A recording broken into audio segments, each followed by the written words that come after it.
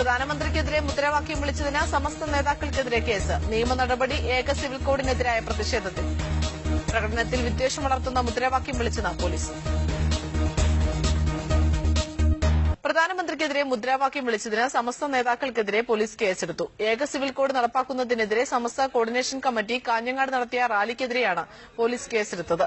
പ്രധാനമന്ത്രിക്കെതിരെ മുദ്രാവാക്യം വിളിച്ചതിനല്ല, പ്രകോപനപരമായ മുദ്രാവാക്യം വിളിച്ചതിനാണ് കേസെടുത്തതെന്നാണ് പോലീസ് നൽകുന്ന വിശദീകരണം.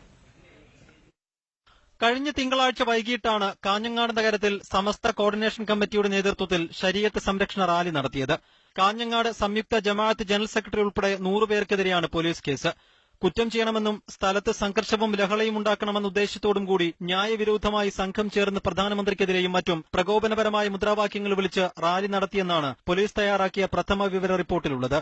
ഇന്ത്യൻ ശിക്ഷാ നിയമം 143, 147, 145, 253, 153, 149 എന്നീ വകുപ്പുകൾ ചേർത്താണ് കേസെടുത്തത് പ്രധാനമന്ത്രിക്കെതിരെ മുദ്രാവാക്യം വിളിച്ചതിനല്ലെന്ന് ജില്ലാ പോലീസ് മേധാവി വ്യക്തമാക്കി. റാലിയുടെ പിൻനിരയിലുള്ള സംഘം സാമുദായിക സംഘർഷങ്ങൾക്ക് കാരണമാവുന്ന പ്രകോപനപരമായ മുദ്രാവാക്യം വിളിച്ചതിനാണ് കേസെടുത്തതെന്നാണ് പോലീസിന്റെ വിശദീകരണം. മീഡിയ 1 കാസർഗോഡ്.